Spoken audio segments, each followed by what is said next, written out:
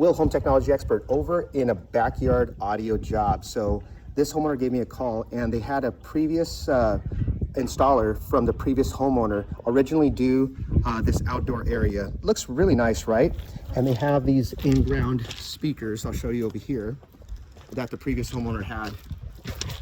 And then so he had these previous outdoor in-ground speakers all around the backyard, and so he got no sound when he tried to make it work, and gave me a call, and come to find out after me doing some investigation of why he wasn't getting any sound.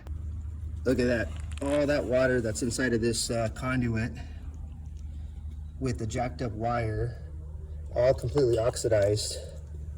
Look at that, just totally messed up. Look at that, just all water. Just not supposed to do it this way.